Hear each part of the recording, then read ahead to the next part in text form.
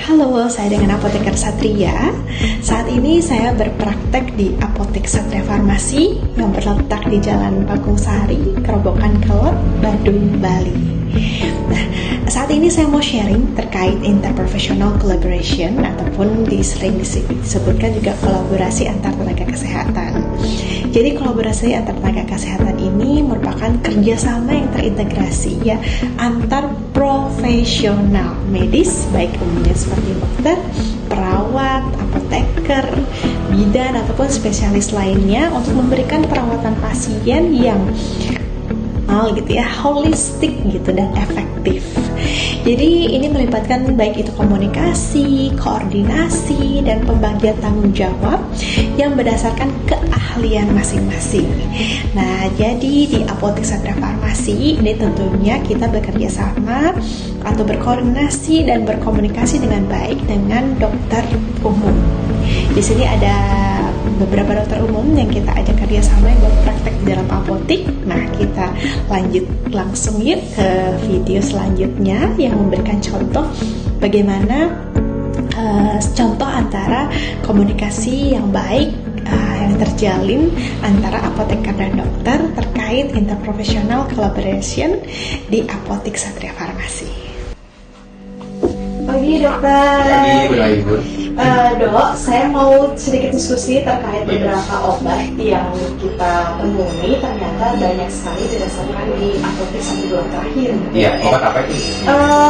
Jadi ada 2 obat yaitu lansoprazol dan supravit. Apakah banyak pasien yang merasakan? Kebetulan untuk akhir-akhir ini memang banyak permasalahan berlakunya. Jadi mungkin untuk demand dari si obat ini keluarnya cukup tinggi untuk bulan-bulan ini. Jadi memang simptom dari pasien gitu ya. Betul. Nah, setelah kami diskusi dengan tim farmasi begitu dok, jadi memang 2 obat ini kalau kita resepkan secara bersama-sama dan minum secara bersamaan, itu ternyata ada interaksinya. Betul. Nah, mungkin dari kami ada beberapa saran dok untuk memberikan jam minum obat untuk lansoprazol dan supravit tersebut. Gitu. Oh, iya, itu sangat baik sekali sih menurut saya karena memang kalau misalnya ini dikeluarkan berbarengan, kemungkinan besar akan ada misinterpretasi untuk cara minumnya dari pasien-pasien itu. Iya, benar. Jadi outcome dari pasien juga kita kurang gitu ya. Jadi kalau misalnya kita bantu untuk menghitung jamnya, mungkin nanti outcome-nya juga bisa meningkat gitu ya. Jadi mungkin dari kami itu ada pilihan untuk lansoprazol itu kita minum di dini hari dok. Jadi kita set di jam 5 pagi. Kemudian kita lanjut dengan pemberian supravit. Supravit tersebut dokter berikan 4 kali sebelum ini gitu ya. Jadi kita coba set di jam 6 pagi, kemudian lanjut baru dia akan sarapan mungkin sekitar jam 8 gitu ya. Jadi nanti pemberian supravit yang kedua itu di siang hari jam 12 gitu, sebelum makan ya. Jadi kemudian nextnya kita berikan dia di jam 6 sore dan terakhir mungkin agak malam itu di jam 12 malam. Mungkin itu sih dok yang bisa saya sampaikan. Jadi intinya kita tetap ke pasien oriented gitu dok ya.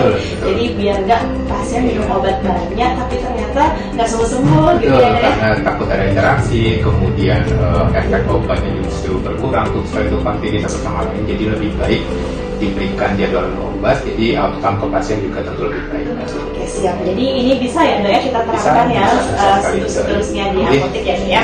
Jadi saya minta maaf dokter ya dok buat sudah berdiskusi. Jadi nanti sebagai bukti kalau misalnya treatment terapi seperti ini sudah kita sepakati antara farmasis dan dokter gitu ya dok. Oke, terima kasih dokter. Selamat pagi.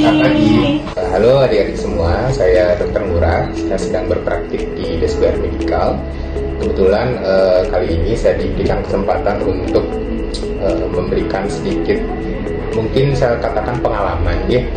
Jadi kalau misalnya nanti adik-adik kan sekarang sedang kuliah, nextnya pasti akan menjadi calon-calon farmasis, apoteker ke depannya. Jadi kita antara saya dan juga farmasi dan juga apoteker itu pasti tujuannya itu adalah bekerja sama. Jadi posisi kita ini sebetulnya adalah setara.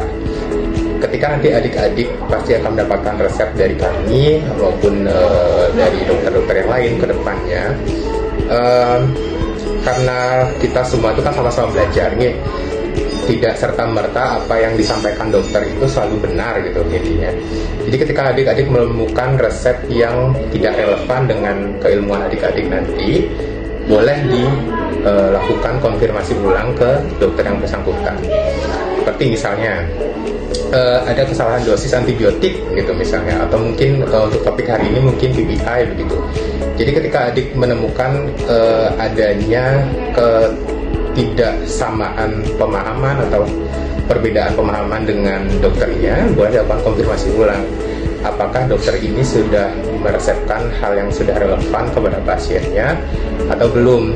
Karena kemungkinan adanya human error itu pasti akan sangat mungkin terjadi, apalagi di lapangan, di rumah sakit maupun di fasilitas kesehatan. Itu kita perlu adanya suatu kolaborasi yang sangat baik.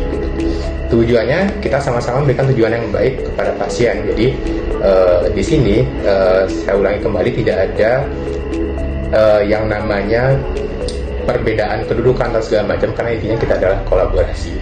Jadi tujuan yang paling terakhir adalah kepuasan pasien, kemudian orientasi yang baik kepada pasien. Jadi kesamaan pemahaman antara dokter dan juga farmasi, apoteker itu orientasi berakhirnya semua untuk ke pasien.